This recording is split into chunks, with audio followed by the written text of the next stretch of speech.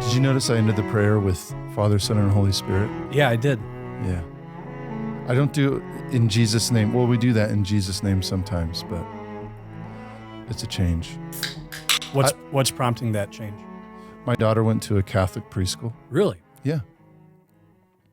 She came home crossing herself, and You're kidding. No, I'm telling you me. the truth. I don't joke on this show. Yeah. Okay. Sometimes.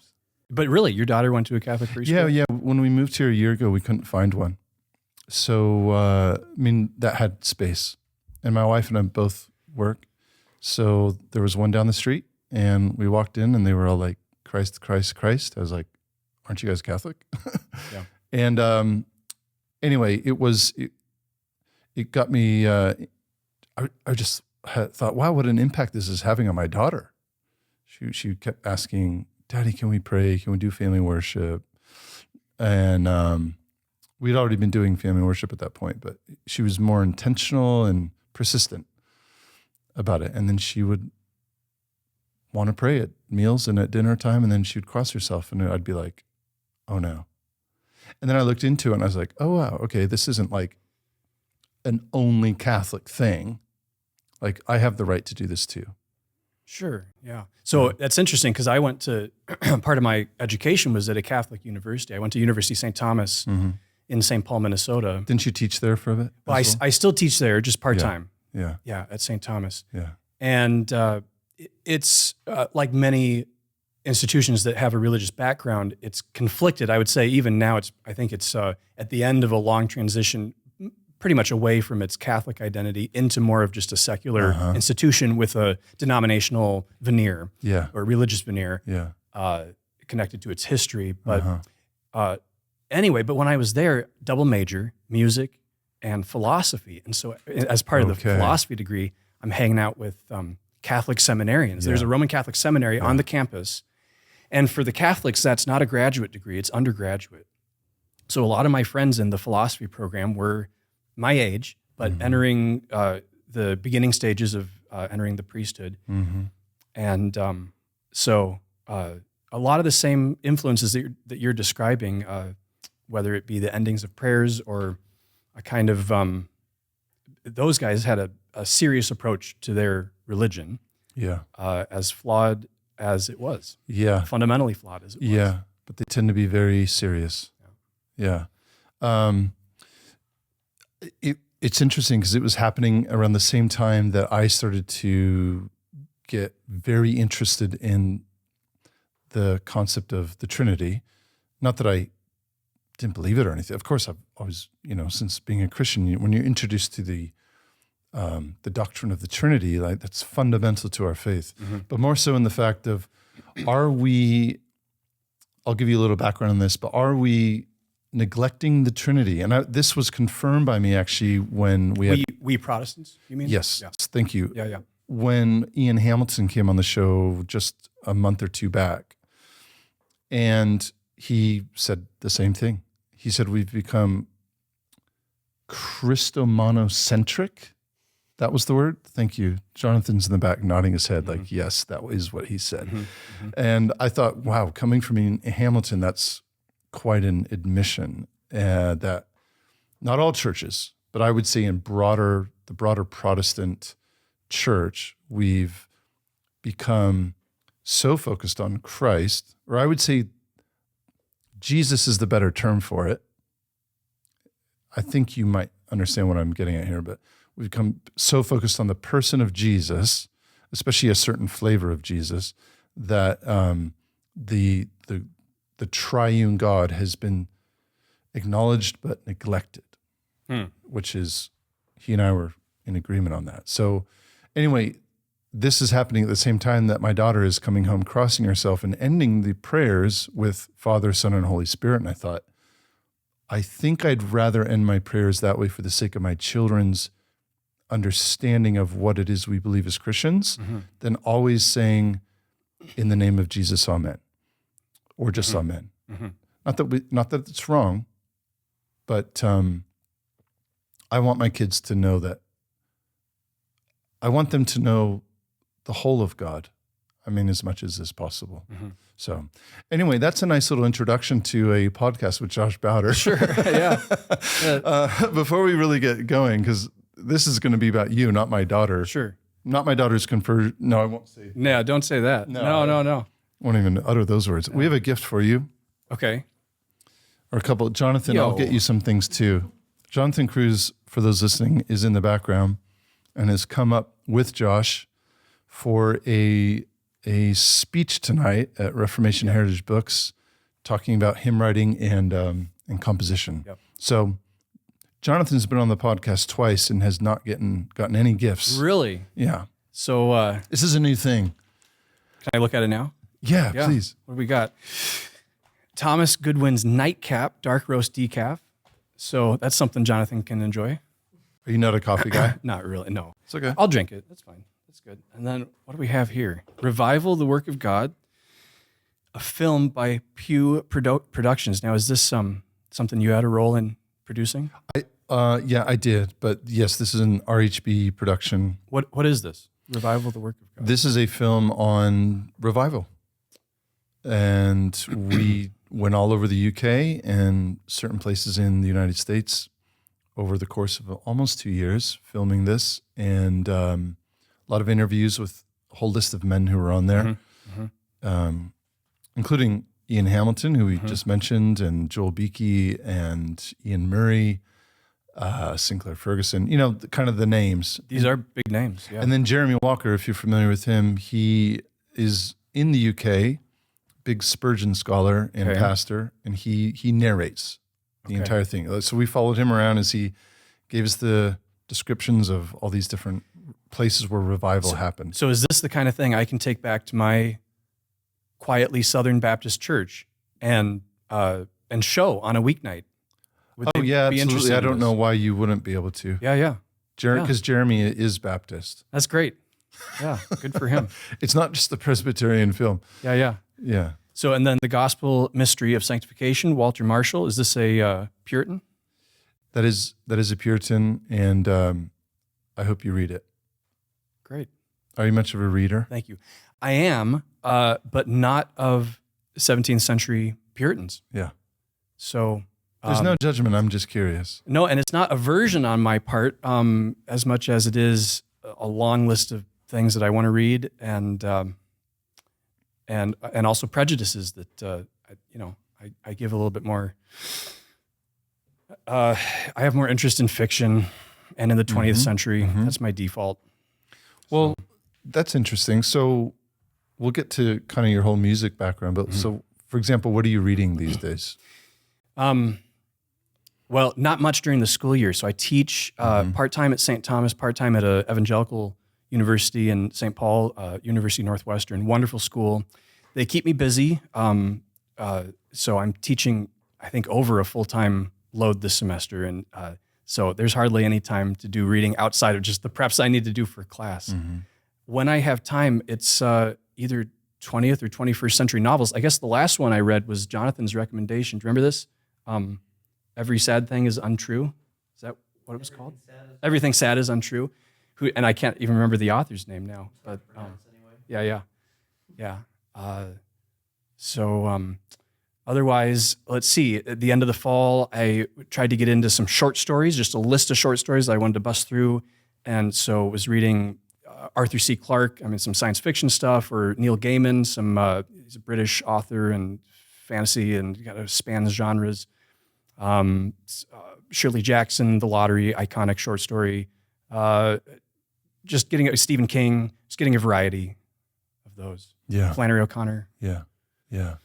But one of my favorite authors has just passed away, and that would be the guy who wrote No Country for Old Men and Blood Meridian, whose name is, as we all know, Cormac McCarthy. Rest in peace, Cormac. Yeah.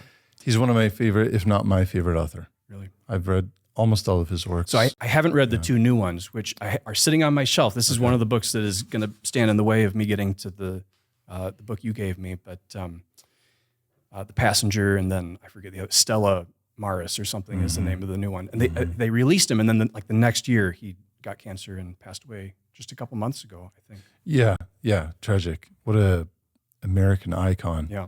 And I love his story too, because he was so unassuming. He was not on social media. That's right. He was just fully devoted to his craft. Yeah. He gave one interview, as far as I know, to Oprah. She talked him into it. But otherwise, very much kept to himself, not a sellout. It doesn't seem like, not interested in,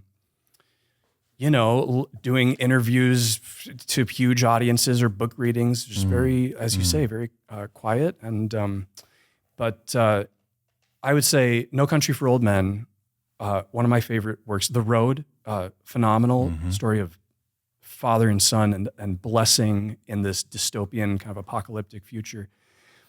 Blood Meridian is so violent and so terrible. It's a terrible, I think, who's the critic, the real big guy, who also passed away recently, called it a terrible parable.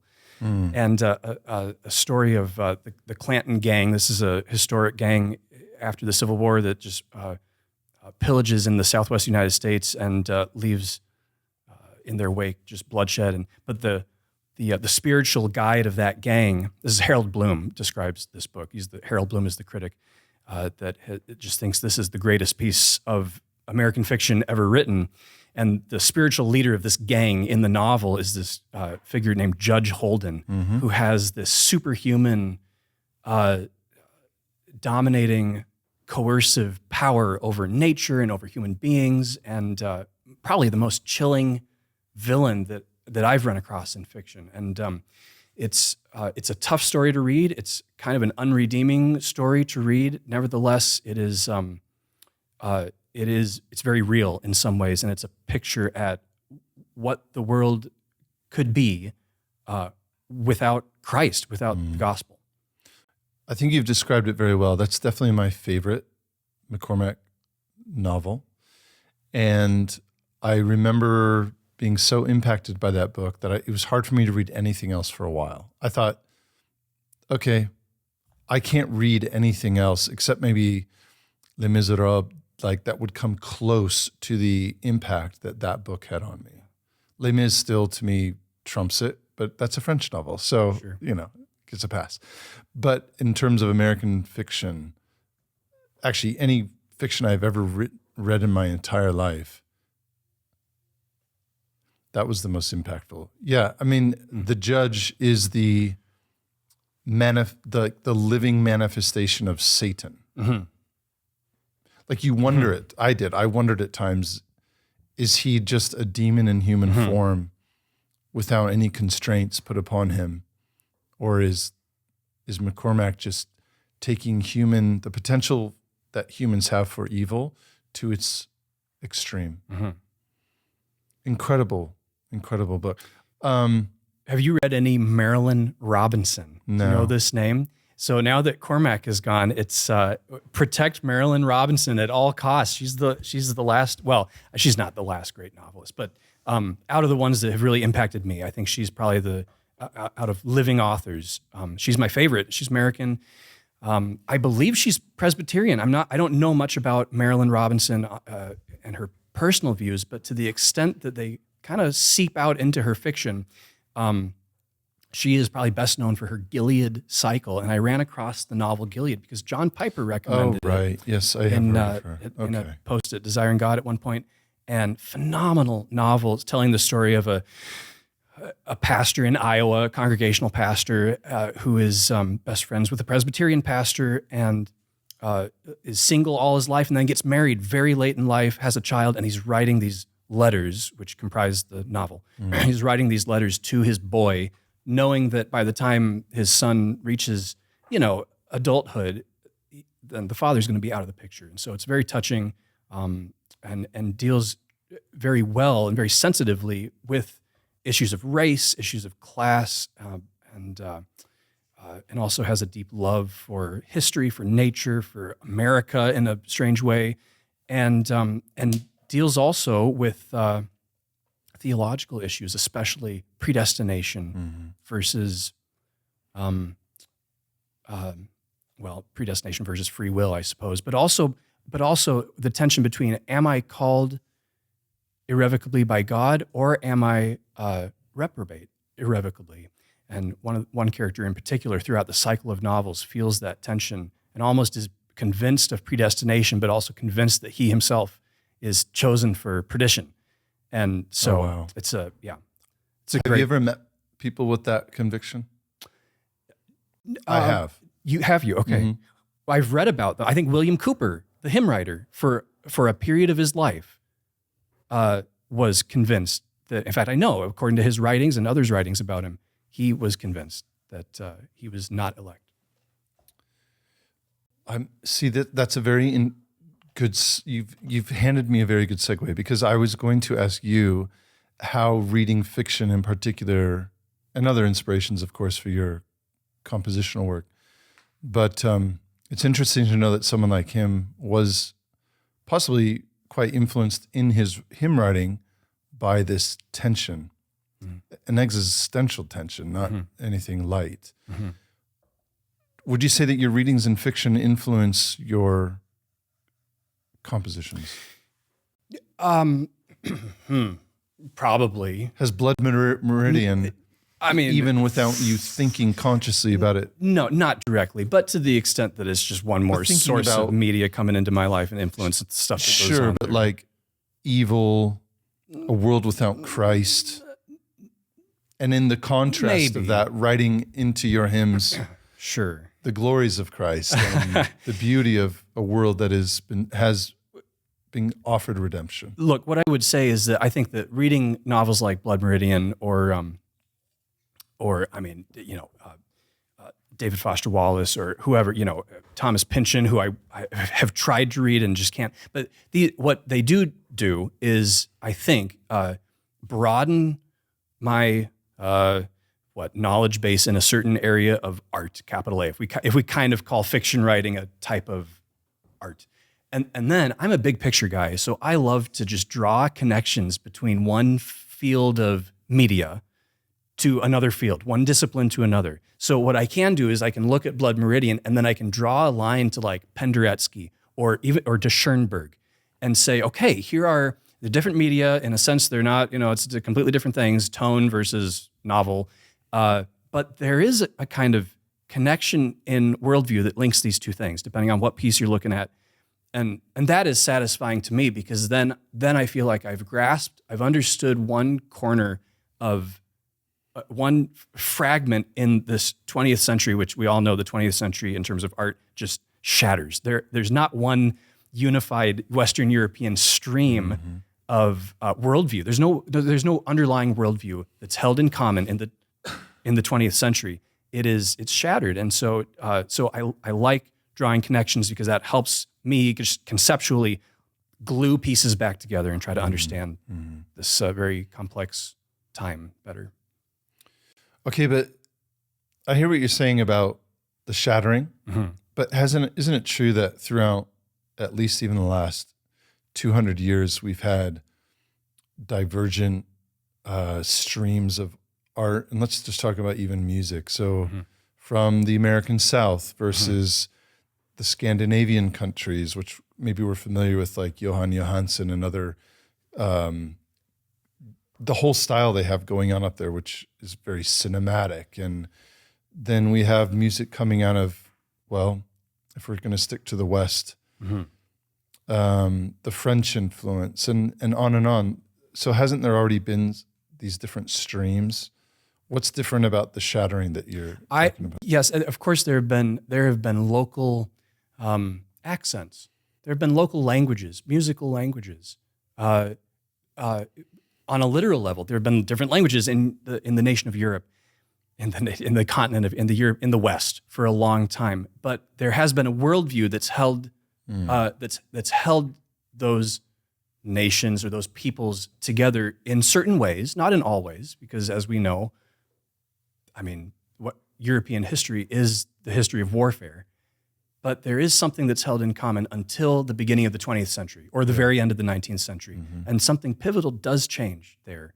And so, yes, there are different accents. Of course, there's French influence. If you're talking about like Impressionism in the mid 1800s, or the responsive German expressionism, or the symphonic tradition versus the chamber music tradition, or whatever, folk music versus classical music versus church music. But those are not in conflict necessarily, and they can be brought together, as many composers tried to do, in an international style. But at the beginning of the 20th century, presuppositions are lost, and belief in God goes away as an assumption. Belief in tonality, or the adherence to tonality. Belief in reality, in a certain sense, it seems like this is shattered after what? After World War I, after World War II, somewhere in there, the Western culture loses its moorings. And I think the poets knew this. I think Yeats could see this happening. And so you have a poem like, The Second Coming, where Yeats says he compares the world, the culture at the time, to this falcon that is controlled by a falconer at the center, but the falcon is just spinning out of control, going further and further, gyrating further and further out from the control of that central. Things fall apart, the center cannot hold, is the way that he phrases it. And he sees it coming at the beginning of the 20th century. So I think that's right. No, this is good. This is exactly the kind of thing I want to talk about. Like, I don't bring guests here to speak on double predestination or what it means to be a Presbyterian. It's about who are you and what interests you, and it's a real conversation. So we can talk about Yeats, we can talk about Cormac, anything you want. But I would love to know more about you. So, and I never gave you an introduction, which I don't typically do. And I mean, you are Joshua Bauder. You have a Ph.D. in music composition from University of Minnesota and a couple other degrees in music composition. You do adjunct teaching. You already mentioned it, but is it the University of St. Thomas? That's right. And then an evangelical school? That's right, University of Northwestern St. Paul. Not to be confused with the other Northwestern University. Okay.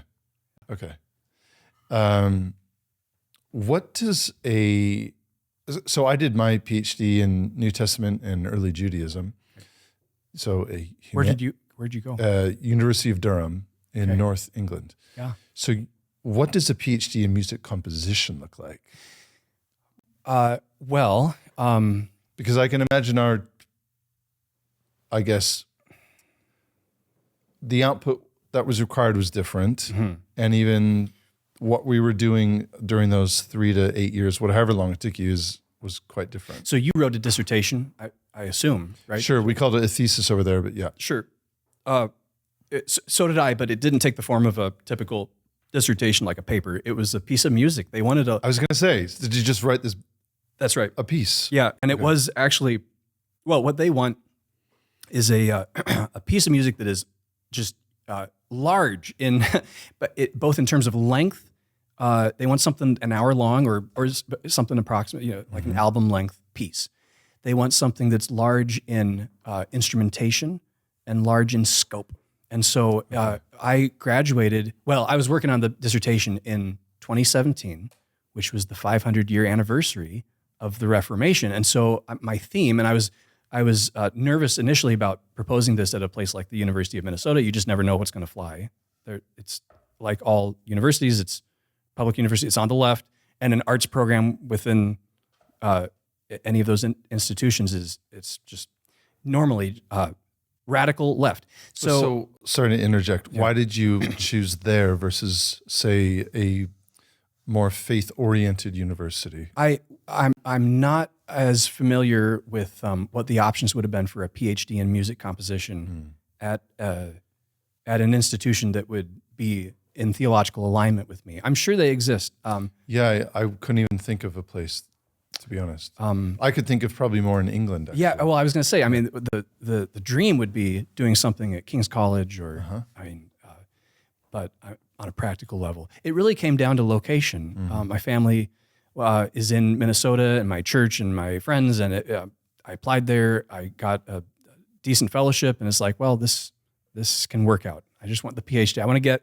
the PhD as soon as I can, get out of there and start teaching. And so anyway, so I proposed this topic of some Reformation theme to my instructor and my mentor at University of Minnesota. It was so great. Not a believer, but understood that I was an evangelical Christian, didn't hold it against me, and worked hard to equip me with the things I would need to be a successful evangelical composer. He wanted to broaden my palette, both in terms of what I was consuming musically and what I was able to write musically, but he was not trying to brainwash me. And so he's like, yeah, sure, go for it. So I chose as my specific topic, the life of William Tyndale, and I wrote an oratorio about Tyndale, which was performed in 2017. And I've heard some of it. It's beautiful. Thank you. Yeah. And you used the Old English, is that correct? Yes, for a lot of it. As much as I could, I used Tyndale's own words or passages from his translation of the Bible. He translated all of the New Testament and most of the Old Testament, some of the Old Testament. Yeah, I came across his New Testament translation, one that had updated English, and I forget the name of the. Can you guys look that up? Because I would love for people to get a hold of this. It has a blue cover, paperback. I was at Masters Seminary at the time, and I had just finished reading The History of the Reformation by Duinet, and I just fell in love with Tyndale, and so I got a hold of his translation of the New Testament, which you can buy with a blue cover that has Tyndale's own margin notes on the side. And they say there's something about reading a different translation version of the English, or if you can, read the French or the German, or especially the original languages. But in English, if you can kind of switch trustworthy versions at times, it can be refreshing than if you just read, say, one translation for 30 years. So anyway, reading Tyndale's was fascinating, and I just loved the turns of phrase and the prose that he uses at times in there, but also his margin notes are very, very interesting. So these are margin notes that he wrote as he was translating? That's correct. Okay. Yeah. Okay. I didn't know this existed. Sorry. Anyway. It's interesting you bring up the beauty of Tyndale's translation, because my understanding is from what he translated, which again was not all of the Bible, he never made it to the Psalms. He was for martyred example. previous to completion, is that That's correct? Right. Yeah. And who finished his translation? Well, I forget the history now. Yeah. Because I know I think Coverdale does the Psalms. Yeah, that's right. And then I believe when Tyndale had fled for a time, he and Luther ended up in the same city. Where are my fact checkers? Is that right? It could have been. Was he in Wittenberg for what? Was he in Cologne? Gosh, I can't remember now. See, this is something I should know. And I think it's more of an assumption or a speculation that he and Luther crossed paths. But wouldn't that be amazing if they did? Oh yeah. Well, Tyndale. You saw Luther when you walked in. I did. I did see Luther. Yeah. Well, we can just say that that's Tyndale if you want. Yeah, I was gonna ask. There's no name on it. It's just the praying man. I see. Okay. These are lithographs done by P.J. Hodgskill, who's passed away now, but his sister maintains them in just a warehouse. And you send her an email, and she only accepts a check by mail, and she'll pull these out, and you can see they're a bit stained. Yeah. But these are both signed, and I think this is my favorite image of Luther ever. They're I love them. Who's the artist? Look at the bottom right. P.O. It's P.D., I believe. P.D. Hodgkill. Yeah. Yeah, Hodgkill, that's right. So I mean, who everyone's going to think this is, but it's not. It's generic. Tell me who you think it is. I think it's Jesus. Well, don't say that on here, because this is a. No, I understand. Hold to you told me to. Second command. I'll have to throw that in the rubbish. we gotta edit that out. And I will say that he did numerous of Christ, and they're some of the best I've seen. That's all I'm going to say about it. We can't talk about it? We shouldn't talk anymore about it. We shouldn't talk about it. Or show them. Okay. But if you go to his website, you can see them and immediately look away and go to the ones. Oh, you would appreciate this. He's done some of the Akedah, with the sacrifice of Isaac. Yeah. So there are portions of the Abraham story in there. There's one of Pentecost, which is absolutely mind-blowing. It's this very kind of blocky, powerful kind of, like if you look at the hands of Luther, I'm going to hold it up. Yeah. And for those of you only listening, this is your clarion call to watch on YouTube or Spotify. Mm-hmm.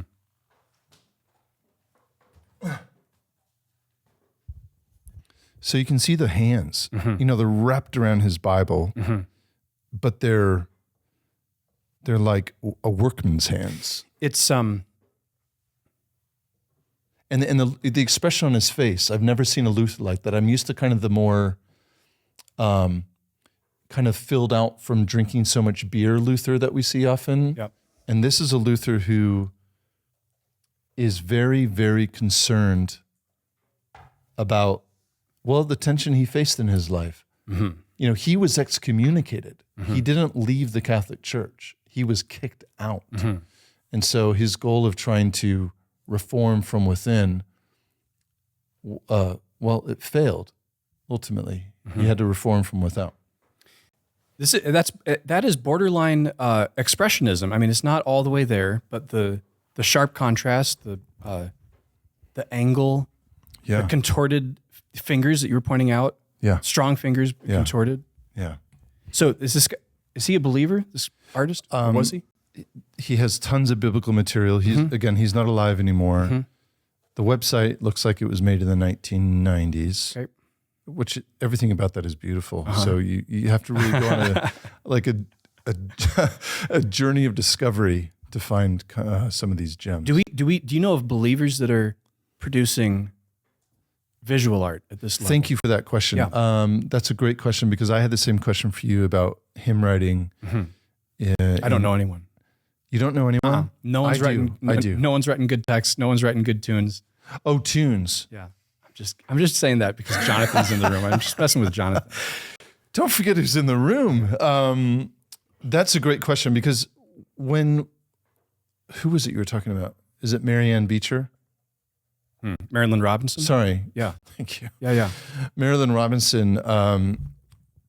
So you had mentioned that she's possibly or is Presbyterian, and it made me think of Dorothy Sayers. Yeah. And so I would love to say that I knew more contemporaries of us who are writers of fiction, artists of any medium, meaning, you know, this type of art versus musical, and also musicians and hymn writers. And unfortunately, I think the focus this is my opinion, I'd love to hear yours, but the focus has been so much on like the CCM movement. So for those listening, like contemporary Christian music. That's funny. And which I'm not really a fan of. And I'm from Los Angeles. I have friends who were part of that and were songwriters for a lot of those big, songs that came out. And I honestly I can't stand this stuff. You know, why do you think that is? Do you think that's your? Why can't I stand it? How do you categorize your not being able to stand it? Do you think of that as your own prejudice? Do you think of it as connecting to something larger than yourself? Okay. Gosh, I don't want to sound arrogant. I think I was raised well meaning I was raised to appreciate things of beauty. That I would say there is a scale of beauty. I've actually written a piece on this, on beauty, which I'll get to after the show. But beauty in its ultimate manifestation, and it took me a while to come to this. Of course, I didn't know this as a child, but over the course of my life, and so as I told you, I spent time working in the arts or entertainment, and as a musician, and still do writing and all that. But beauty with a capital B is most clearly seen in the person of Christ. That's what I believe. Because Do you think is that too monochristocentric to say that? No, it's not, because we cannot see God, the Father.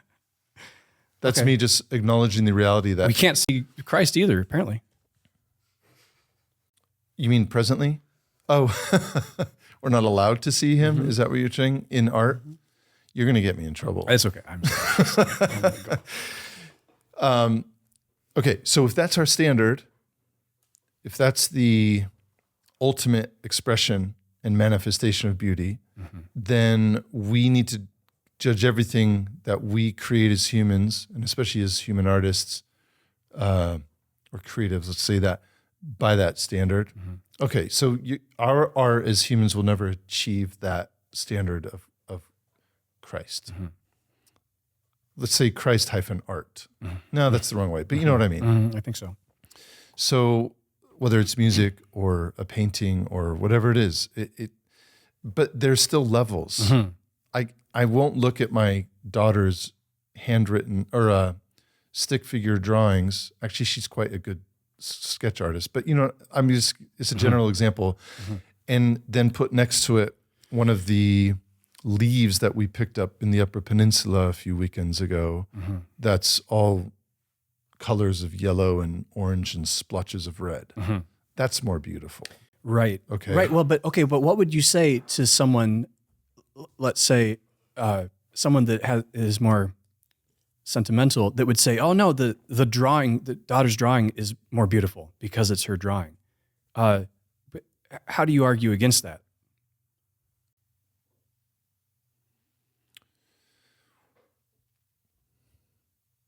Because the leaf had no human intermediary that created it. Okay. My daughter is more beautiful than the leaf, but she was the medium ultimately through which the drawing came. Sure. And therefore, that's why I would say, and this to me taps into what we call general revelation, where creation declares the glory of God. Why? Because there was no human creative intermediary or conduit that created the art. So no matter your most beautiful piece of music or my most beautiful piece of writing is still going to be less beautiful than that leaf, in my opinion. Well, hold on a minute. No, I get what, I get what you're saying. We are made in the image of God. So there's a sense in which the things that we create have the... Let's not pit, let's back off from that just in the sense of let's not pit necessarily natural beauty versus against artistic beauty as in the production of human beings, because they're different. They're of different kinds. So, and I do get what you're saying, that there's a simplicity to the leaf. The beauty of the lilies, right? In the lily there is a kind of beauty that surpasses what Solomon had in all of his wealth and all of the stuff that he had accumulated, some of which undoubtedly was great art. So there is a sense in which the natural world created by God through Jesus, through the Word, by the Word, contains a beauty beyond of a different kind than what human beings can produce. That said, I guess what I was trying to get you to say, or I was just interested in what you would say about, when a child makes a painting or a drawing or a picture,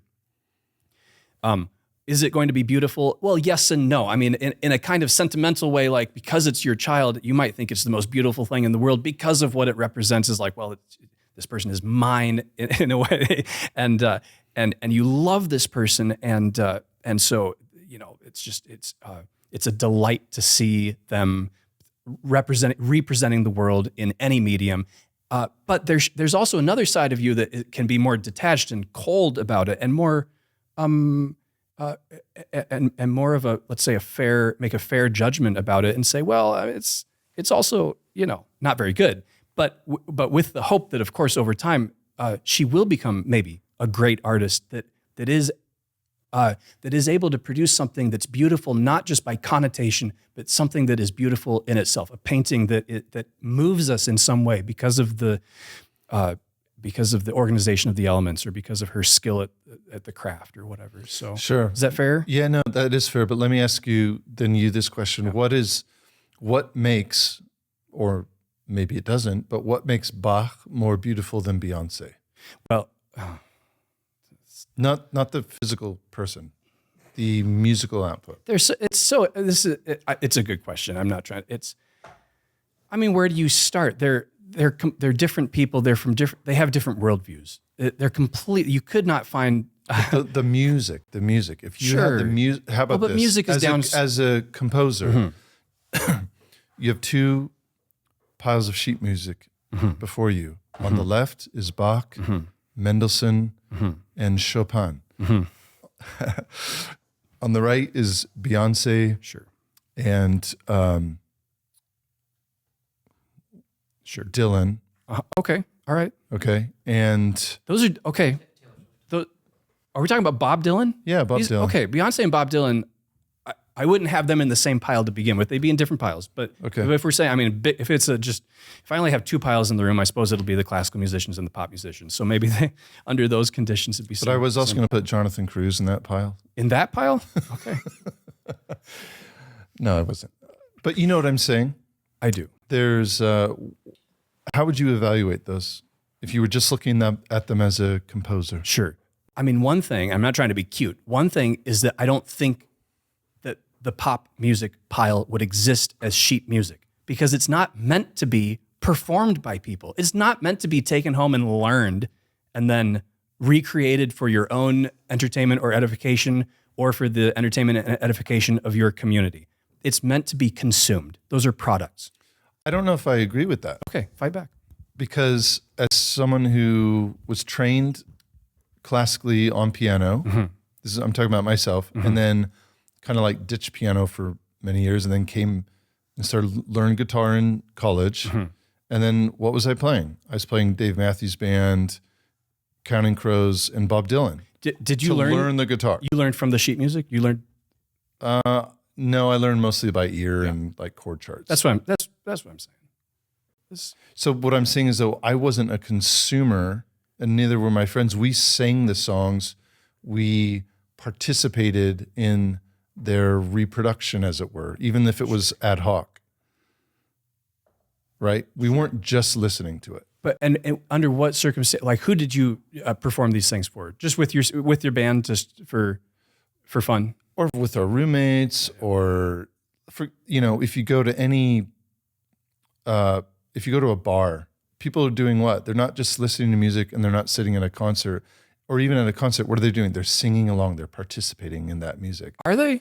Yeah. Today? I don't frequent bars, so I don't. Well, neither do I. I don't know what the norm is. Kind of like reflecting back. Are they singing Beyonce? Well, I don't know. I don't know.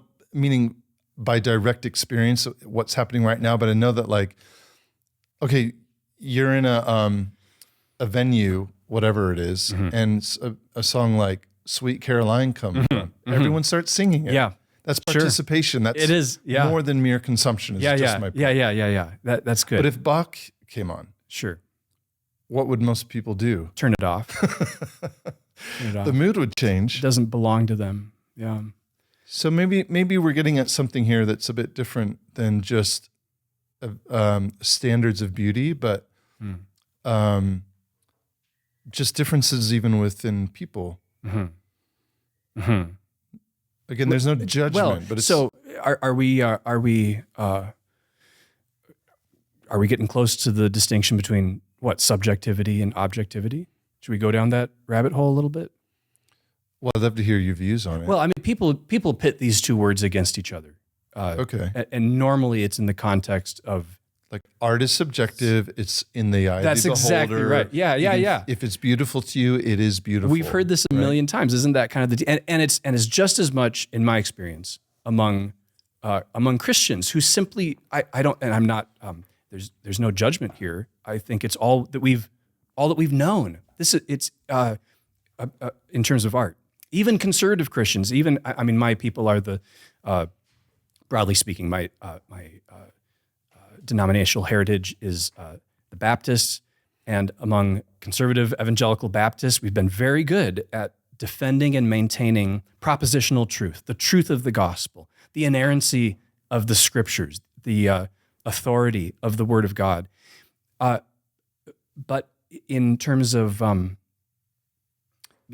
artistic output, other forms of human expression and communication, my feeling is that a lot of conservative evangelicals have essentially just gone along with the postmodern line of thinking, which is the default assumption is that these areas are inherently subjective.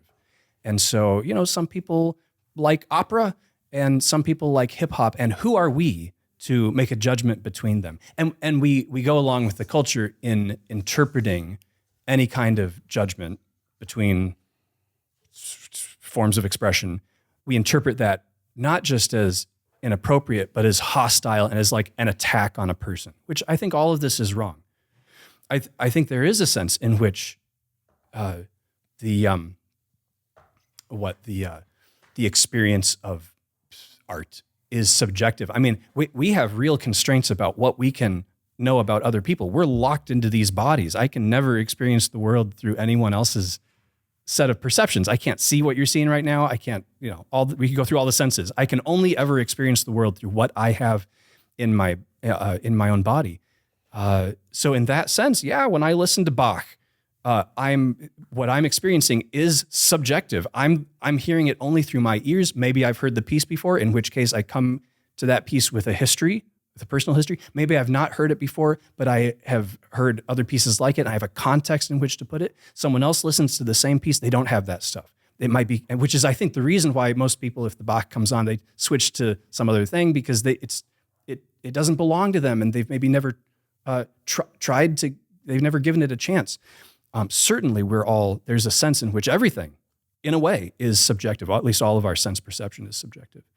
I don't think that is, however, incompatible with a belief that just as physical objects are truly real, they're actual objects, they exist in the world independent of us, even if our perceptions of them are completely subjective. In the same way, just as all interpretation of artistic expression might be mediated through our subjective blah, blah, blah, all that stuff, still there is an object that's being perceived and interpreted. And that object is subject to scrutiny, critical scrutiny. We can try otherwise, see, and here's ultimately where I'm going to go, is that if that weren't true, if the meaning in art was not in the thing itself, but only in the destination, only in the individual, then what you're essentially saying is that there is no meaning in it at all. And to which I say, and I say this to my students, even my freshmen music theory students, I say, just to basically try to encourage them to survive the course and survive learning seventh chords and inversions, I'm like, you're learning this because it does matter. This is not a meaningless profession that you're about to embark on. There's a grammar and there's a syntax in music, and you're able actually to say things in music. And then I go through a whole list of different emotions that can be expressed through music. And it's highly effective. And yes, while we might experience them with certain levels of subjectivity based on background and our understanding of the musical language and all sorts of things, our ability to hear even, that's not to say there's not something inherently objective and worth analysis and criticism. What do you think about that? Well, I think this confirms what your bio says about your interest in aesthetics. Let's go. You know what? You want to know the truth? I don't even like the word aesthetics. Well, okay. I mean, I do. I'll go along with it. Yeah, and it's in our topic for tonight. Like it's in the title, so there it is. But I mean, even the word aesthetics is giving you an opinion about what art is, because it comes apparently from the same Latin word that has to do with feeling. Aesthetics is about how you feel about something. So anesthesia is the absence of feeling. So aesthetics is saying matters of beauty involve how you feel about it. And it's like, is that really true? So, I mean, if a perfect world, I would say philosophy of art, but it's also just more convenient to talk about aesthetics. So would you say much of the contemporary, what we call capital C contemporary art, is a a rebellion against a more ordered beauty? Meaning, it seems like you're getting at this idea that there's this postmodern influence that goes to this area of complete subjectivity, to where the dominant critical apparatus is your feelings, your individual feelings. That's important. Versus we as a culture acknowledge that this is beautiful. So, for example, go to London. I'll share the image with you that I took once of St. Paul's Cathedral. Yeah. The dome, but you're looking through these quite ugly, brutalist, structures on either side. Yep. It's taken from kind of a distance down the street. So your eyes channeled to this thing of beauty, but on either side are things that are plain, boring, and ugly. Yeah. Oppressive. In my opinion. Well, no, don't qualify. Stop that. Don't say that. No, I said that to get you Okay, good. excited. Yeah, it worked. Yeah. And so, I mean, so now you're going to have someone say, well, yeah, that's just your opinion, or stop being so elitist. So why is it that Christians... Why is that elitist? Yeah, well, that would be my question. I'm not saying you have to answer that. That is the question. No. Like, why do you castigate things as elitist? I think, again, my people, conservative Christian evangelicals, just need permission to say what they feel, I think, inherently when they see a brutalist building, which is that thing is ugly. And in a way, it's menacing, it's overpowering, it's heavy, it's inhuman. And it speaks, you alluded to this earlier, but it speaks a language that has a message and a meaning within. That's not only in the eye of the beholder, actually in the mind of the interpreter, the individual interpreter. So there's, I know that coming from like biblical studies academia, there was, when I was at Durham, there was still a lingering little bit of this whole like, well, it's the reader's interpretation that's more legitimate than the author's intent, which is nonsense. But that there was still this idea that, well, depending on your background and your position and everything about you that you brought to the text, that was more valid as an interpretive tool than what Paul himself, and of course the Holy Spirit, meant to convey through those very words that were intended to be written down. Right. So, I mean, if we go back to your question of what contemporary art, capital A, so all the disciplines, music, visual art, architecture, sculpture, if that's a thing, and it's a thing. Is it, what'd you say, like a representation of a departure from a rebellion against an ordered worldview? And I think it is, but I think that rebellion takes a couple different forms. And I think among, let's say, the elitist, the elites, the avant-garde, secular world of art, it's going to look really different from what it looks like in the world of pop music and pop art, popular art. So, I mean, you look at the radical avant-garde right now in painting and sculpture, and in architecture, I don't know names here because I don't really care. It's one ridiculous thing after another. It's just become a game of what taboo can I break that is more shocking than the taboo that's been broken by the last author or the last artist, and how much can I get paid for doing the least amount of work? It seems like it's just a game now, and everyone kind of knows that it's a game, but you can't say it. You can't say the emperor doesn't have any clothes because then that would blow the whole system up. People are profiting off of this. Well, you also can't do that because even within the avant-garde or you go to any culture in the world. I'm going to go back to my Johan Johansson example. Are you familiar with him? Is he a film score composer? He has passed away now, but yes, he was. He did like the movie Arrival. Okay. Very kind of spooky. Well, he has one called Drone Chorus or something. I'd say spooky is the wrong term. I'd say melancholic, harmonic, electronic, but there's still, I mean, I appreciate his music very much, but some of it I don't. But still within the music, there's hints of beauty. Okay, so I would say that there hasn't been a complete departure. And maybe, I don't know what that has to do with, maybe the fact that it's being done by humans and we all are made in the image of God. And so some of that beauty leaks out into the work that we do. I've heard, who was it? I think Jordan Peterson talk about sexually explicit videos or pornography, even as like, it's so destructive because, you know, God designed sex and sex is beautiful when done in the context that God has established, of course. And so that's why something like that, the P word, is so destructive for us as humans because, and so attractive and yet so destructive at the same time is because, I mean, that's kind of the worst example. It's beauty, but that's been corrupted completely. Right. But I would say even like in the art world, I feel like it's the same thing. It's like, it's pornographic in that way. Sure. Like it's beauty that's been completely upended. Yeah. Yeah. I mean, so much of the modern art world is like, is it trying to, it's trying to make money, but it's not trying to appeal to the masses to make money necessarily. It's trying to appeal to its own kind of elite segment of society.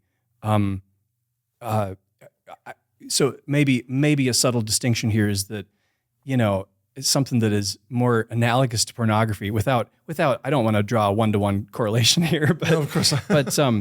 but Although some of it is actually pornographic. I mean, but the analogy would be taking something that is beautiful and just cheapening it, making it into a commodity that can be, and finding the formulas that work and trying to market it and sell it to as many people as possible. So I would draw more of a connection without pushing back too hard against anything you're saying. I would draw also that connection to the world of pop music, pop art. Again, not a one-to-one. I'm not the one, and certainly not the same kind of moral considerations that's going to go into those things. But well, let's actually bring this back around to music and turn it to the positive. So your work as a composer is, well, let me ask you the question. What drives you as a composer, not as a professor, but as someone who writes music? Beauty in a way. I mean, certainly effective communication. I'm in search of the golden melody. The golden melody. Explain that. Well, what is the golden melody? It's who knows? If I knew it, then I'd have $1 million. No, I can't define the goal.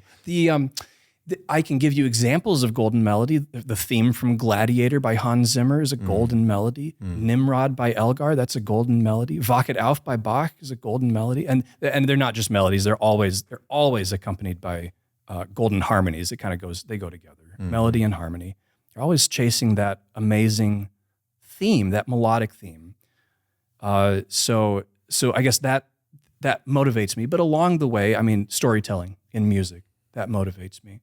I want to tell stories. Now, what I end up writing is the stuff that people want. Hopefully not in a purely sellout way, because people are not offering me a lot of money either way for this stuff.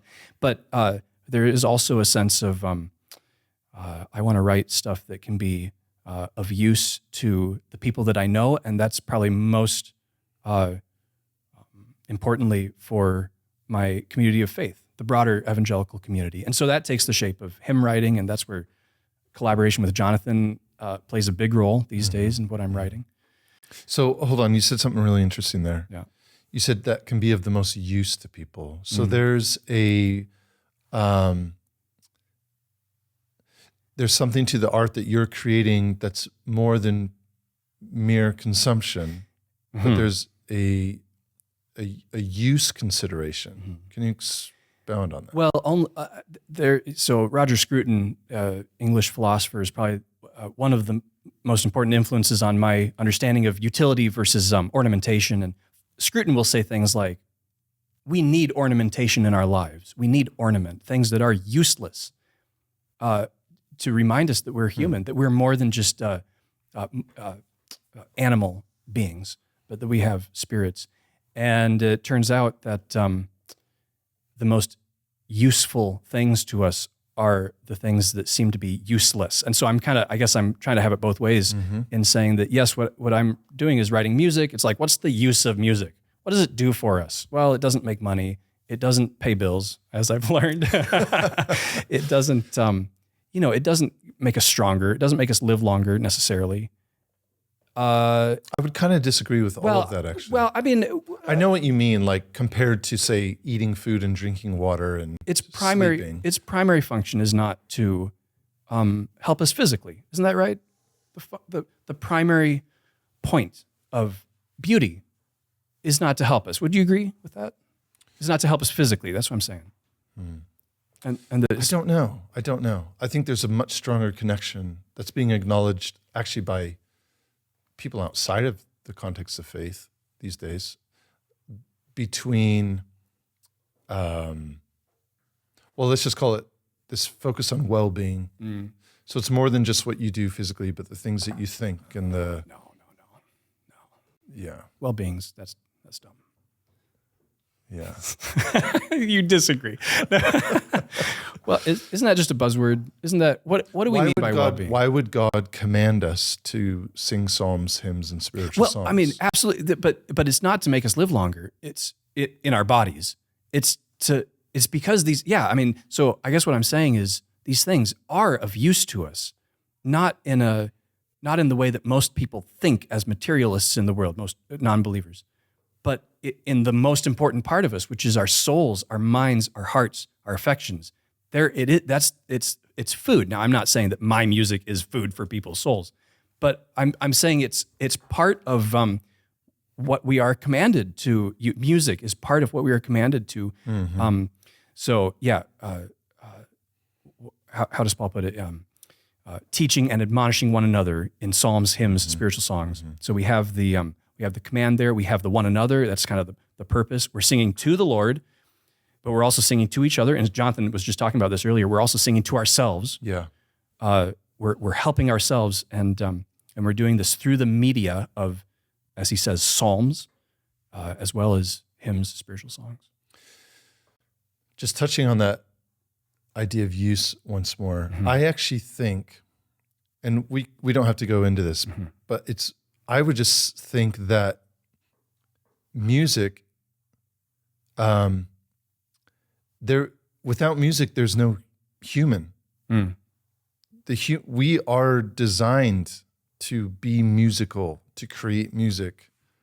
I would say even more so than other forms of art. I don't think there's a culture that's ever existed in the entire history of the world that has been without music. I'm sure you've read it, but remind me of this, guys. Which is it? The Narnia. Which one? In which one does Aslan sing creation into existence? The Magician's Yeah, the Magician's Nephew. Yeah. To me, that when I read that to my kids, and I'd read the book as a kid, but when I was reading Narnia to my kids and we read that, I had to stop for a moment and kind of hold back this upwelling of emotion as I realized, well, that's probably just how he did it. Have you read the first book of the Silmarillion?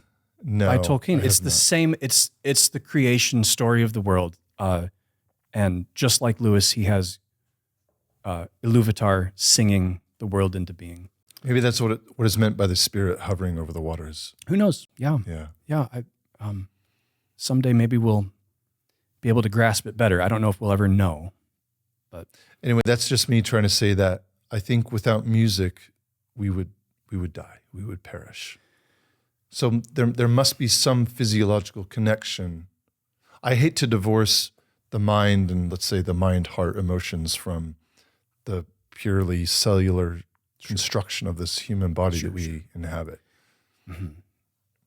Okay, so when you're writing, so you've done a correct me, I'm going to get it wrong. Not an oratorio, but is it oratorio? It is. Okay, I got the name wrong earlier. Yeah.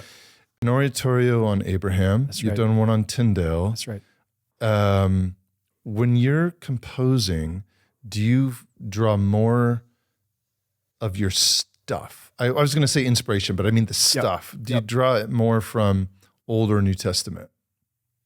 Oh, we're talking text, music, just inspiration. Yeah.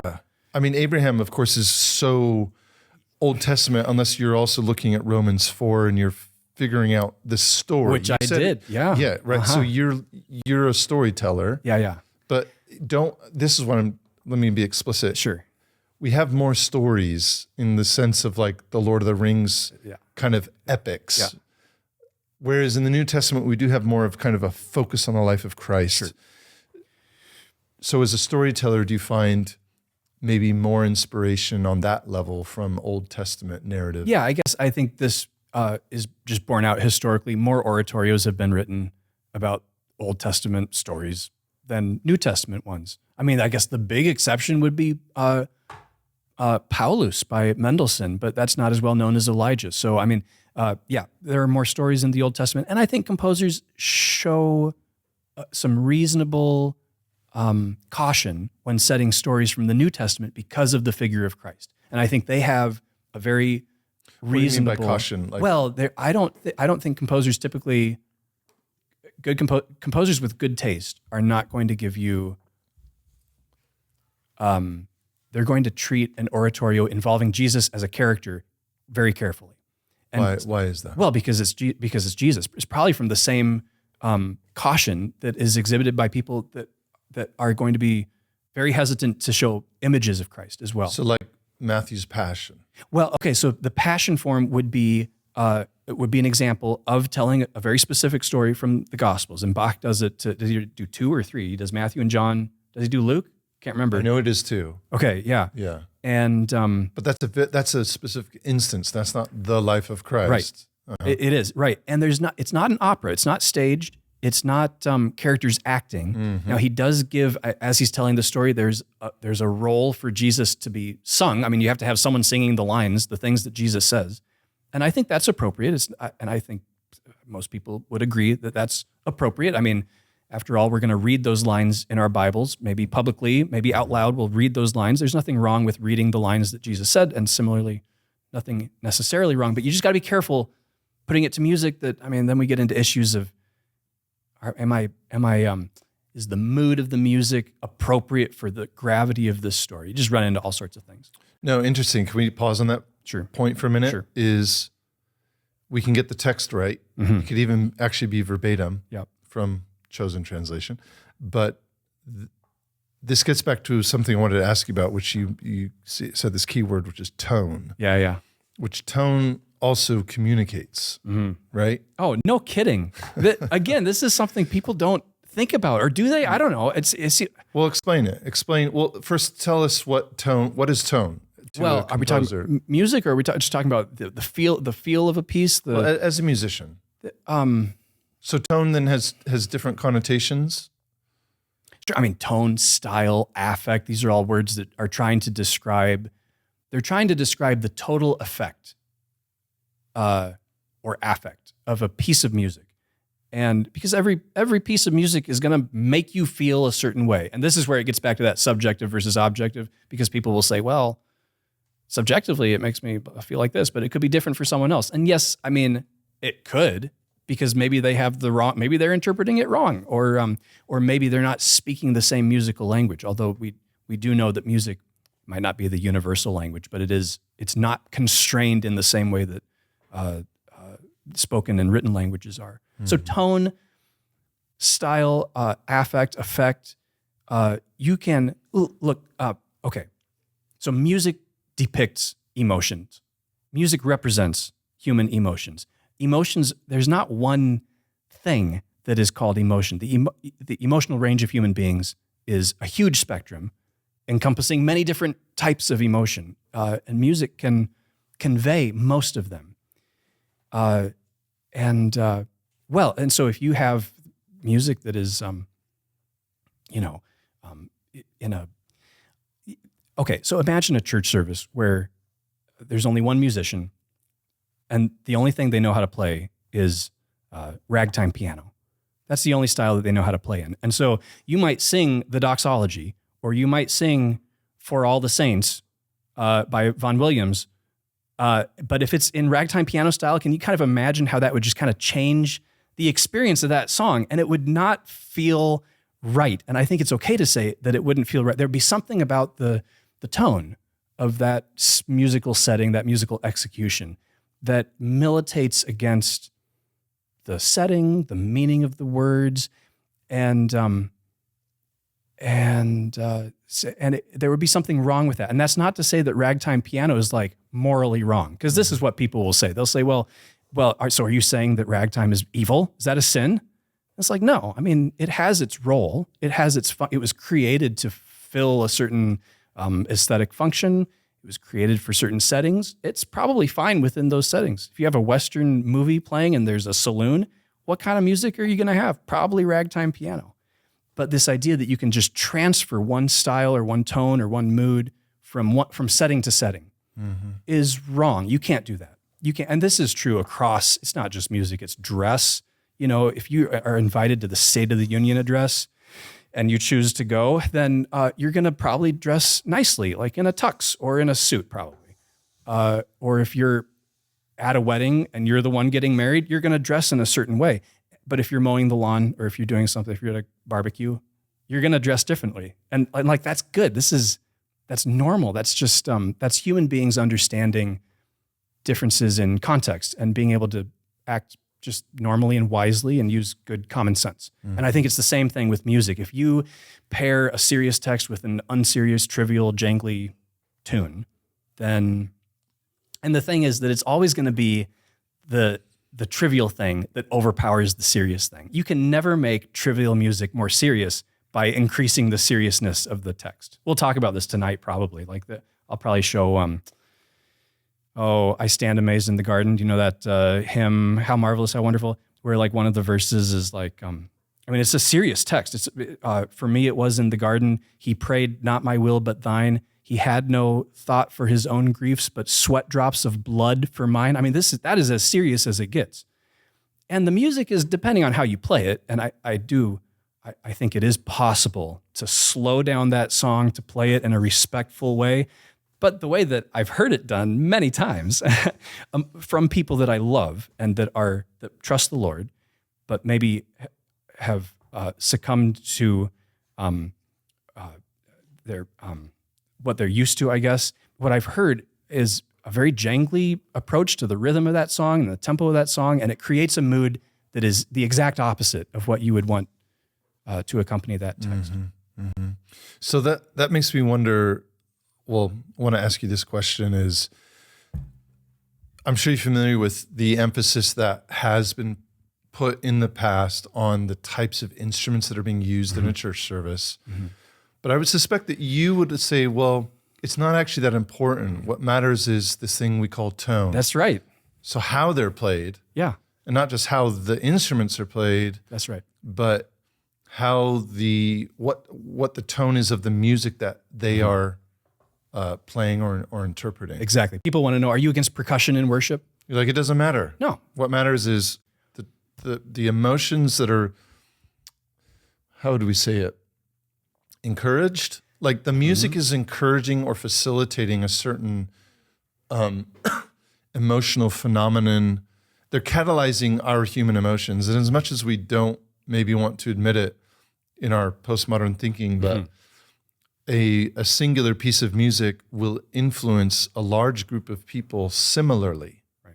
We're not all having our own fingerprint specific experience of that music. In some way we are, but actually there's something that connects us all that, the Venn diagram is mostly overlapped. And so that's why you can get, I don't know, these emotional, we visited a lot of churches in our day as a family, especially moving here from London, where we were in more of an Anglican setting, more stained glass windows, organs, chorals, choirs. Choirs is the right word. It was a very different experience. Then we moved here and it was like, where did all these lights come from? And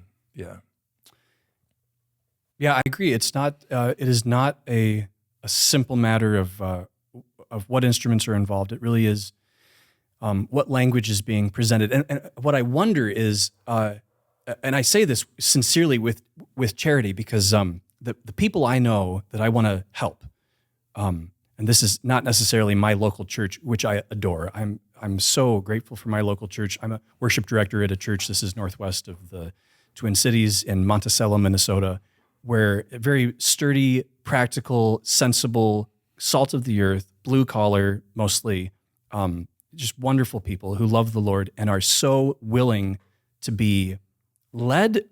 And there's not been a hint of, there's complete freedom for me to try to do my thing. And sometimes it works and sometimes it doesn't work. And so we sing a lot of hymns. We sing a lot of songs that are recently written. We do it in a very simple style. We have piano. I lead from the piano. We have individual instruments like a couple of guitars sometimes and some singers to reinforce parts or even just the melody. And otherwise, that's it. We don't put on a big production. And my church has just been so good to be content with that and to give it a chance, I would say. We don't project. We don't use PowerPoint at all.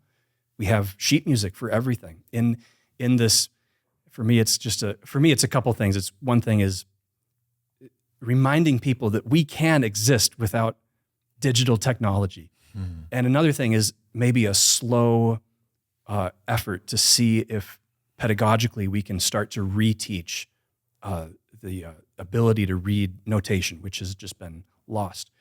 But so all of that was kind of an aside. My concern, speaking much broader, I'm not talking about my local church. I'm talking about just the situation of conservative evangelicalism right now. I wonder if a lot of people don't know how to have feelings outside of the kind of instrumentation that you're describing. They don't know how to be moved if there's not the kind of soft rock elements that are there. And I think the first step in helping those people broaden their experience is just for them to hear hymns as they're meant to be done, just to hear a well-presented alternative to maybe what they're used to. And, to show them that their own emotional range can be expanded. They don't have to feel things through the lens, the affections of 1960s youth culture. There is more to the human experience. There's deeper and better things. And the history of the church has given us a template for how to do this. So what emotions then are they missing out on? What's outside of this this range? Like what are the extremes? They're what are missing these gaps? They're missing awe. AWE, awe. Mm-hmm. We don't feel it. They might think they're feeling it, but it's not. I can't say what they're feeling. Do you need the whole package? For example, do you need to be in St. Paul's with the choir? Well, I hope and not. Looking up and seeing statues of Abraham, that's right, and of who else is up there? Yeah. Of Moses, and just being overwhelmed by beauty. Yeah, no, I don't think because honestly, I can think of a few in particular that we have visited. It may as well be our packing warehouse back here in terms of the architecture. It is actually. It's just a converted warehouse that they've put up acoustic panels. And again, I'm not judging these things as being wrong, but they're definitely not what I would say is best. I hope, and I think that there is some middle road between the warehouse and St. Paul's.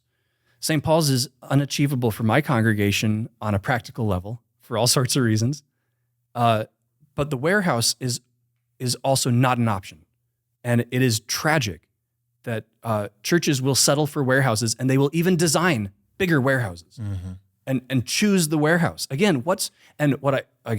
now we're getting more again into aesthetics, which I'm very happy to go into. Sure.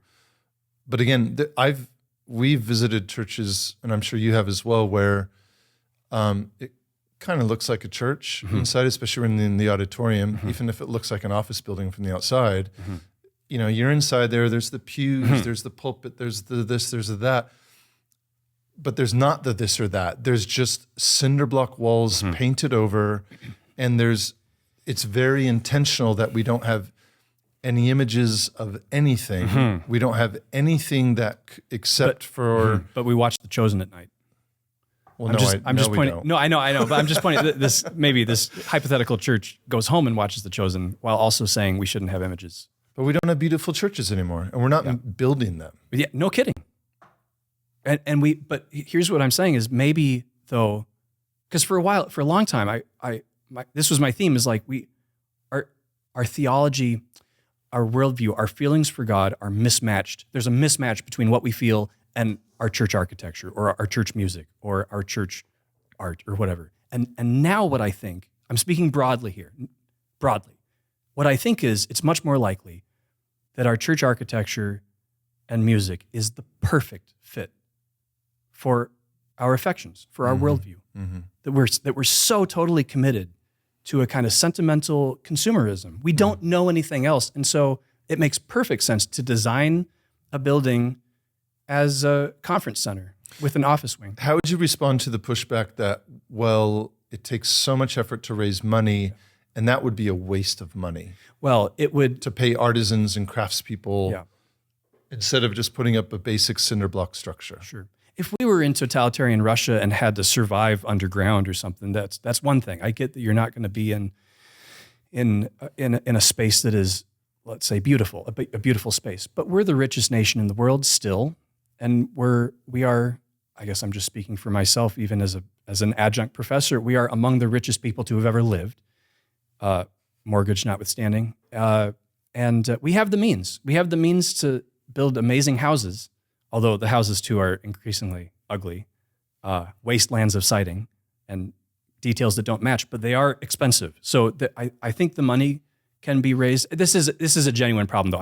I don't mean to be too flip about it because there is also the problem of craftsmanship. If you want now a stained glass window in your church, it's financially unattainable. I mean, who are you going to pay? Who's the people that know how to make these things they're so few who can do it well. Who can craft wood like that, sculpt wood? Who can create the stained glass? Where are our craftsmen? And we simply don't have them. I wonder. My mom grew up in rural Iowa, south of Des Moines, and even in her this tiny town, Milo, Iowa, tiny town, and her Christian Union Church has stained glass windows around the church. It's beautiful inside of the building and an organ. And it's like, how did these people pay for this? The people did it themselves. They knew how to do it. They had the skills. It was not financially prohibitive at the time. Maybe it is more now. So I'm willing to cede a little bit of territory and admit that some of these problems, can I say, are systemic. Like there's something larger than just, it's not just a money problem. It's a money problem because it's also a craftsmanship shortage. I wonder if, though, technology like 3D printing is going to make possible, once again, a kind of return to ornamentation. I think in all of our ingenuity and the amazing technology that we have, we should have the ability to be able to create some kind of beautiful interior over, sure, a steel frame building. Yeah, okay, so you can't use wood anymore, you can't use stone, you have to use steel. Great, so now let's do something that makes it more effective. Like the Crystal Palace in 18 whatever it was, where they figured out a solution to this problem. How do we make a steel frame with a bunch of glass still look visually amazing, appealing, beautiful? We can figure it out, but we have to want to. And that's my concern, is that we've lost the desire to do this. I see sometimes people say, why do we not build things like the great cathedrals of the past? It's not that we can't do it anymore. It's that we don't want to do it anymore. We don't believe what they believed. We don't take it as serious. We don't feel awe the way they felt awe. So this is, that's maybe too strongly stated. No, I don't think so. But it's I don't think so. Maybe putting us toward a direction that is going to head toward the truth. I think that for my personal journey, and I hope our listeners can relate, I came from a very, how would I say it, Baptistic background. Yeah. Kind of the thing we've been talking about, the cinder block built church and all that. And I have to say that what was being taught in there was solid. I received really good teaching growing up.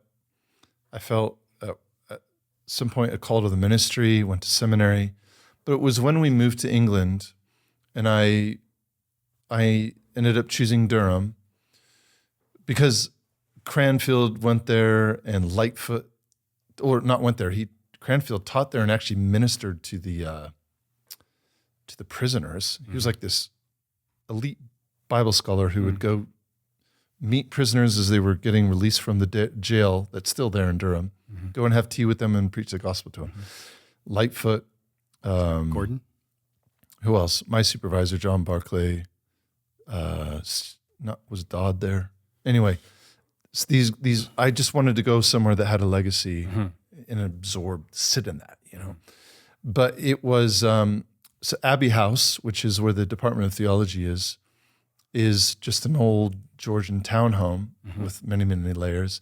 That is one little alleyway across from the grounds of Durham Cathedral, which is 1,000 years old cathedral. And, it used to be a Benedictine thing. Then it got, during the Reformation in England, it became Anglican, whatever. But it was, I found myself often wandering over there just at random times of the day and walking into that cathedral. And it's one of I forget the architecture style. Can you guys look that up? I think it's one of the preeminent examples of not Gothic. What is it? Anyway, but you walk in and it seems to go up forever, especially that center spire. And I remember that compared to the way that I was raised, which is in these low-ceilinged cinder block structures, is I actually experienced awe. The word that you use. Yeah. I had not experienced it before in a building. Because of the building. Except when I had maybe hiked to the top of Mount Shasta, which I did once, or even simpler outdoor experiences, out surfing on a big day or even a calm day, and you're just experiencing the beauty of God's creation. But that awe I had not experienced indoors until I walked into Durham Cathedral. And it just, every time, it wouldn't matter how many times I'd been in there before. Now, are any of those beautiful churches in England, Scotland, Ireland, do any of them preach the gospel anymore? So, yes. Yeah? Yes. And I know the perception oftentimes, especially from the U.S., is oh, England is done and gone dark. Yeah. That's not true, actually. Now, does the Church of England have some major problems? Absolutely. Is the Church of England, or was Cranmer's vision a reformed vision? Yes. Yeah, absolutely. Absolutely. Justification by faith alone. That's the linchpin of the Anglican Church as it was conceived. But today, of course, it has major problems. Yeah. And we could get into this probably in another discussion, but there are very faithful men in the Church of England, and I would say women too, even though I have a complementarian view of the office of minister, but that are in the Church of England, and they uphold the true gospel of Jesus Christ and all that, and they preach it from the pulpit.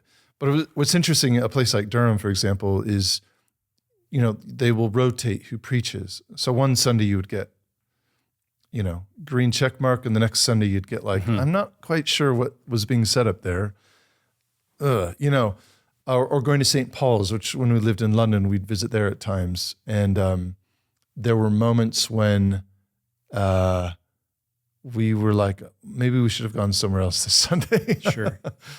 St. Paul's, that's a Catholic cathedral, isn't it? No, it's Anglican. Really? In the heart of London. Yeah. I mean, I know what Christopher Wren designed it. Hey, did we ever find out what Durham Cathedral was? It Romanesque? Romanesque. Yeah. Yeah. Go visit if you get a chance. I mean, what we want is the best of both worlds. We want good no one wants to. We should not ever sacrifice the teaching of the gospel. And if it came down to choosing one or the other, I'd rather be in America in the cinder block building. Yeah. Hearing the gospel and being saved. But we've given up aesthetic beauty. Let me say it better. Yeah. the people of the church have lost an understanding. I'm referring, of course, we understand that this is kind of the general Protestant, evangelical, conservative church. We've lost the theological underpinnings we've lost a theology of beauty. We've lost it. We have. We don't emphasize it. We don't understand it. And that's why when you give your money to the church, if someone in any Baptist church across the country or a OPC or whatever was to get up and say, hey, we're raising money and here's the building plans, people would start protesting because it's like, well, why are you putting in these columns and this intricate design and this craftsmanship, and why are there even pictures on the wall when that money, despite the theological or doctrinal arguments against the imagery, but when that money could be used for missions, send it to missionaries, send it to our sister church that is a church plant. Yeah. And those are valid arguments. Sure. But at the same time, there's some great accounts on Twitter.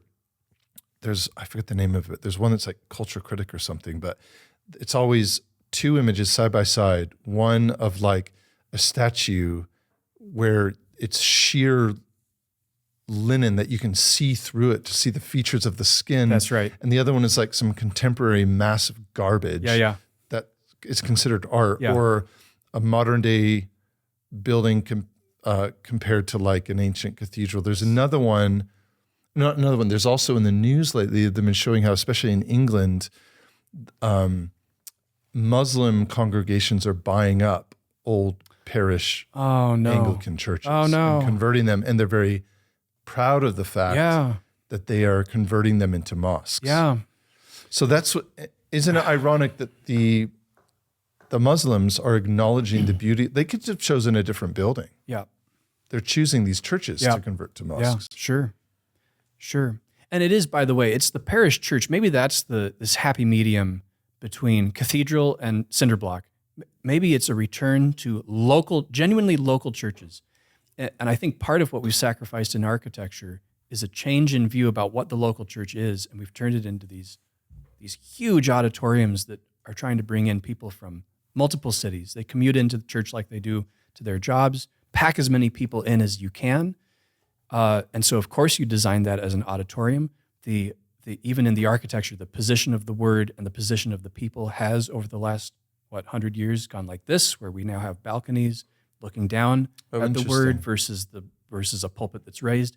And you widen the church rather than being a nave style that has, wings or whatever, aisles. It's a theater. It's a convention hall. It's a wide circular seating pattern so that everyone can see the stage at the front. That's a shift in architecture that's borne out by other shifting trends and in the shift of what's going on in a church to being an entertaining event that can be consumed. And if we were to return, let's say, to a smaller and more humble idea of many small churches scattered throughout a city or scattered among towns outside of cities, I think that would be healthier for churches, local churches. It would it would make possible humble, modest, but still beautiful buildings. But let me do a little pushback. Yep. Isn't this somewhat a pining for a more Western history of, especially the English influence of parish churches? Like, what if we take Africa, the Middle East, places where the church is being built and grown up, and yet they're not really thinking, or maybe they are, about maybe they do desire to have a beautiful building that is visible, the church visible more than just in the humans who gather to congregate. We'll have to see. We probably won't ever see, but that will take time. Well, in places where the gospel is persecuted, it will take time for any kind of architectural style to develop, because it's difficult to have a distinctive ecclesiastical style when you're meeting underground. It's just that, those things are not compatible. And so in Africa, we'll have to see how does Christianity develop in not just architecture, but many forms of life. And it might not look it won't look exactly like European Christianity. The benefit of Western Christianity is that it has been around for so long, almost all the way back. So we can look back on this not as a template for every single thing we do, but as a history book and a helpful guide in terms of what faithful Christians, how they have dealt with these problems in the past. We don't need to reinvent the wheel with every new issue that comes up. We can look back to see how have people dealt with this in the past, what worked for them and what didn't work. What do we acknowledge now was a mistake, and how can we do better? But I think Anthony Esselin said this. Was it Tony Esselin or was it someone else? I think it was Esselin. Did like a PragerU video a while ago, a couple years ago, on the medievals. And he says, the difference between the medieval people and us today is that the medievals looked to their forefathers and respected them, and then they surpassed them. So they were looking at the Greeks and the Romans, and they had a kind of respect for what the Greeks and the Romans had been able to accomplish in certain areas. And then they do something even more amazing, which is the construction of the great cathedrals. And in many ways, the whole ethos of the Middle Ages with the wonderful flowering of culture that happened during that time. And the difference between them and us is that we look back to our forefathers. We don't respect them. We ignore them. We kind of are either ambivalent toward them or we despise them, and we fall short of what they accomplished. We've been talking about architecture, which I'm very happy to do, but I want to turn it back to music because that's your specialty. Sure. But tied in with this entire conversation so far is, how do I say it? It feels as though again, I'm not going to talk about a comparison of doctrine, of course, but that the Catholic Church has done a much better job of maintaining their theology of beauty, let's just call it that, especially in the area of architecture. Like if they build a new church, it's going to look more beautiful. That's my personal opinion than your run-of-the-mill evangelical church. It's going to go for the office building approach. And I know there's practical reasons behind that as too, or pragmatic, I would say. But I think there's also a theological part that's missing. Now, let's turn from architecture to music. I'm not familiar with, I would say, recent Catholic music. I would just say that I'm familiar more with the history of church music, which, for much of history, except the last 500 years, was the Catholic Church. So, why have they done a better job? Why has the Protestant Church gone down a more, I don't want to say less beautiful. I don't think that's the right term, but I think it's maybe there's something to it. Maybe it's just the simpler, Fanny Crosby style hymns. Maybe that's more pure Christian. Or is it? Or should we be striving for more of a Handel type, should we be elevating the Handels and the Fanny Crosbys? They're great, but let's keep pushing towards people like yourself instead of Hillsong. Wow, there's a lot in that question. I can keep asking more questions. Catholics versus Protestants in terms of the beauty of their music, I would actually say the Protestants win.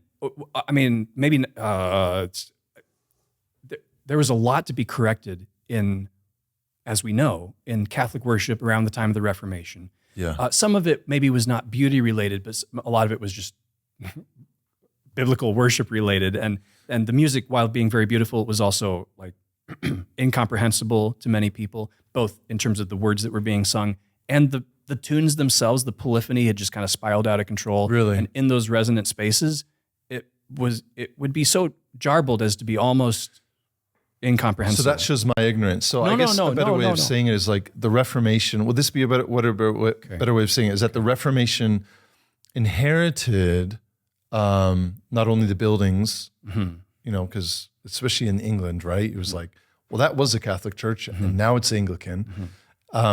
I'm sure that type of phenomenon was happening across Europe as well. And what else did they inherit? The instrumentation, people who knew how to sing and read music. But now it's going a new direction, at least doctrinally.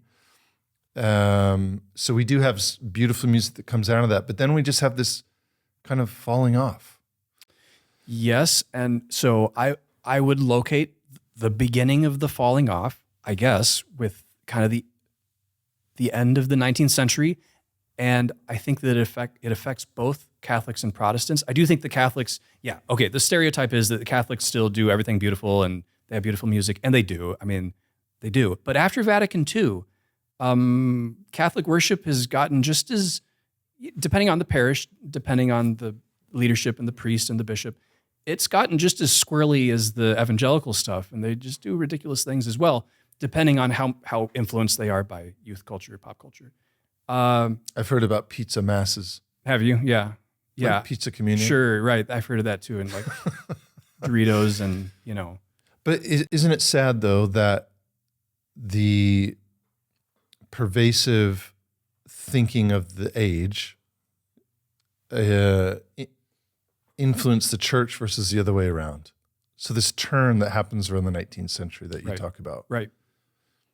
That is sad. Yeah.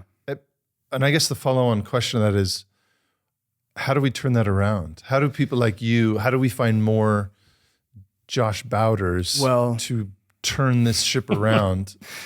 Okay. Well, hey, some of my friends would say the way you turn it around is by making America a Christian nation, maybe aggressively so, and forcing, and just by sheer force, I don't think they would say military force, but whatever. There will come a day when the church is once more calling the shots and influencing culture. And part of me is like, yeah, I hope that happens. That'd be great. I personally, I'm not convinced that's going to happen. I think it's very likely, and this is just conjecture, this is speculation, but based on my limited perspective of the world, my sense is that Christianity flourished in the West for a period of time under the sovereign providence of the Lord. And that period of time it saw the production of some of the most beautiful things that have ever been done in the world in terms of paintings, art, and music. And that period of time, I think, is probably drawing to a close. I could be wrong, and I would be delighted by a eucatastrophe moment where I think that it's probably going to take the form of a rapture, but people differ on like what is that moment going to be. I don't see the church in its current state influencing the culture in such a fundamental way that it's going to really change the culture. But what I do see is that the church is up against, again, a popular consumer culture, which by its very nature is fluid and constantly changing because it's constantly falling out of fashion. And so this is something where the church can be, I'm speaking of the true Christian church. These are people that believe the word of God, that are trusting Christ. Like the church can show a solution or a clear alternative to the culture by retaining those traditions which are, in the end, timeless and well-tested methods of expression that have been proved by many generations of believers. And so, hymn singing would be one great example. If the church continues to sing hymns, regardless of all the stuff that the culture is doing, and let's say in 100 years, the culture's moved on to some other weird form of popular consumerism, assuming we survive, and the church is still singing hymns, this says something very clear about what we're... So I would say now is just not the time for the church to give up and just start aping the culture just 30 years behind whatever the culture was doing. Does that make sense? Yeah, absolutely. What do you think about that? No, I think you're right, but it makes me want to ask you, and I know Jonathan Cruz is here in the studio as well, but and you two have been collaborating. Mm-hmm. If that's the truth or the case, as it may be, then what's the point? Why are you two writing hymns?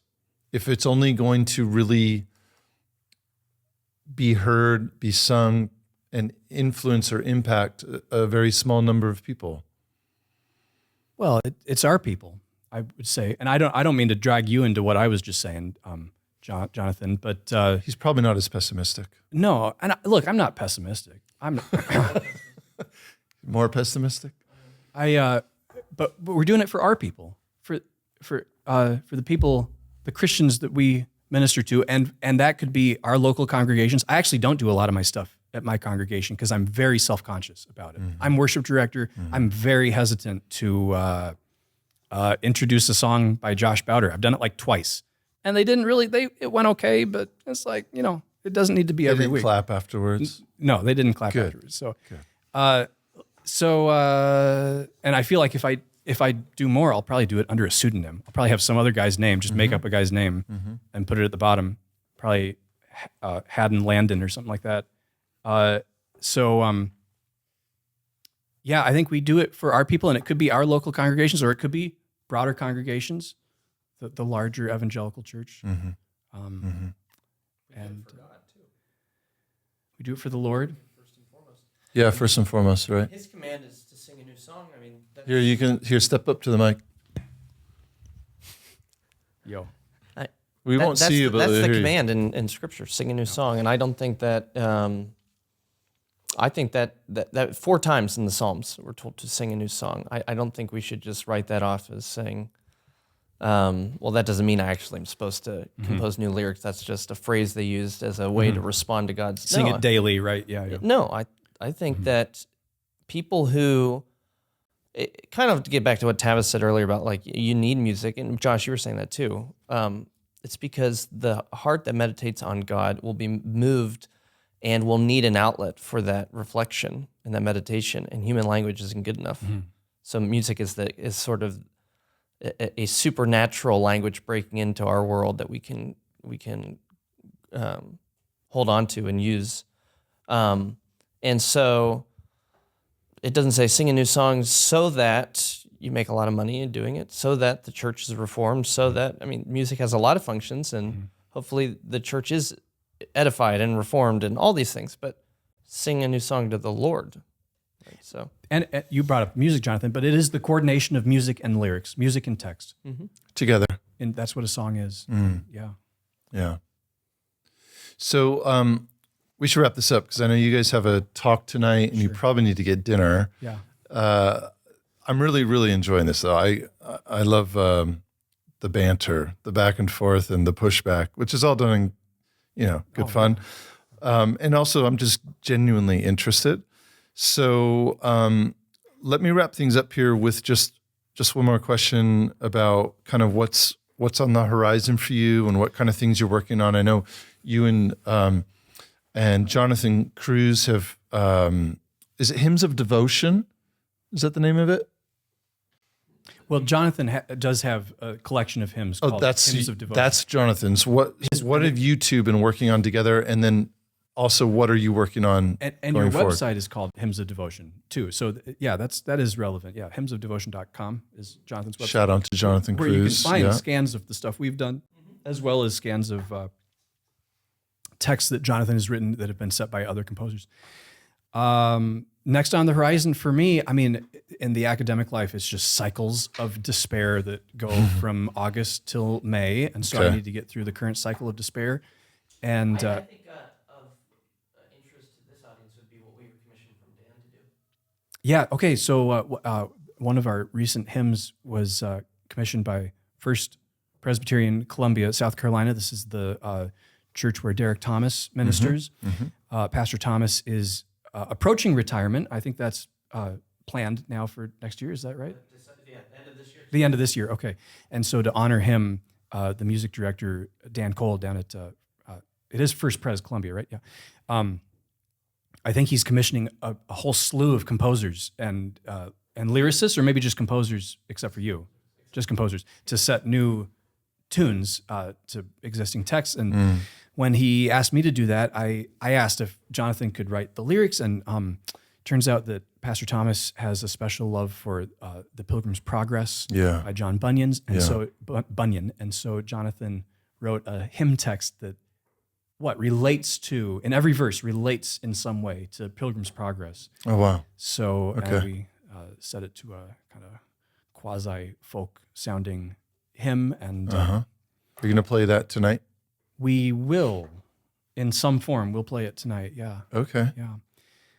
Otherwise, I'm looking at potentially, 2025 is I think it's the 300-year anniversary. Does that make sense? Of John Newton's birth, and there's I'm getting some encouraging push from some people, including financial incentives, to compose a John Newton oratorio, tell the story of this amazing English minister, slave trader who became a Christian, and the transformation of his life, his interaction with William Cooper, one of these people that despairs or for a time thinks that he's destined for perdition, and Newton's pastoral care of him.